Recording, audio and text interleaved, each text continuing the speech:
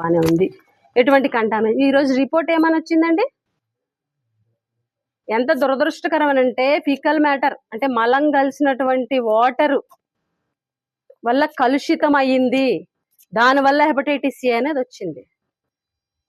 Simple గా hepatitis A ఎలా వస్తుంది అంటే వాటర్ కంటామినేషన్, మేజర్ ఇది వాటర్ కంటామినేషన్. ఆ వాటర్ బానే ఉంది అని చెప్పేసి సింపుల్ గా చెప్పేశారు. ఎంత మొద్దు నిద్రలో ఈ ప్రభుత్వం ఉంది అని అంటే, మేము వెలుగులో తెచ్చే వరకు ప్రభుత్వం స్పందించదు. మేము ఇక్కడ నుంచి కేజీహెచ్ నుంచి ఇక్కడికి మేము తిరుగుతుంటే ఎప్పుడో 5వ తారీఖు స్పందిస్తారండి. 1వ తారీఖున ఇన్సిడెంట్ బయటకు వస్తే మంత్రి గారు. మీకు స్థానిక ఎమ్మెల్యే గురించి అయితే చెప్పుకోకర్లేదు. అచ్చెన్నాయుడు గారు అంటే వాళ్ళ మంత్రి గారు, ఇన్ఛార్జ్ మంత్రి గారు వచ్చారు కాబట్టి వచ్చారు. ఒకటి ఇన్ఛార్జ్ మంత్రి గారు, అలాగే జిల్లా మంత్రి గారు వచ్చారు కాబట్టి ఏరియా హాస్పిటల్కి వెళ్ళారు. అలాగే పాలకొండ జనసేన ఎమ్మెల్యే గారు వచ్చారు కాబట్టి బాధితుల ఇంటికి వెళ్ళారు. మంత్రులు, అక్కడ పక్కన ఉన్నటువంటి ఆ పక్క కాన్స్టిట్యున్సీలో ఉన్నటువంటి నాయకులు వచ్చారు, కానీ వాళ్ళు వస్తే ఈవిడ వెళ్ళారు. పైగా ఏమంటారనంటే రాజకీయాలు మాట్లాడుతున్నాం అంటారు. నేను ఈ అంశానికి కన్ఫర్మ్ ఉన్నాను కాబట్టి రాజకీయాలు ఎక్కువ మాట్లాడాను. నేను రాజకీయం మాట్లాడి ఈ అంశము ఇదయ్యి పిల్లలందరూ చక్కగా ఈ అంశం నుంచి, ఈ పాండమిక్ నుంచి బయటపడ్డాక అప్పుడు రాజకీయం స్టార్ట్ అవుద్ది. అప్పుడు చెప్తాను మీ సంగతి, మంత్రి గారి సంగతి, మీ లోపాలు, మీ అవినీతి, మీ అక్రమాలు అవన్నీ అప్పుడు మాట్లాడుకుందాం. ఎంత నిర్లక్ష్యం అంటే ప్రభుత్వ నిర్లక్ష్యంతో పాటు ఈ ప్రభుత్వంలో, ఈ కూటమి ప్రభుత్వంలో ఉన్నటువంటి ప్రజాప్రతినిధులు కూడా ఎంత నిర్లక్ష్యంగా మాట్లాడుతున్నారంటే, మంత్రి గారు మాట్లాడుతూ మట్టి ఖర్చులు 5,000 ఇస్తాం అని ఆవిడ మాటలు. ఇక్కడ ఉన్నటువంటి స్థానిక ఎమ్మెల్యే ఈవిడేం మాట్లాడతారనంటే, పుష్పశ్రీవాణి వల్లే 2 చనిపోయారట.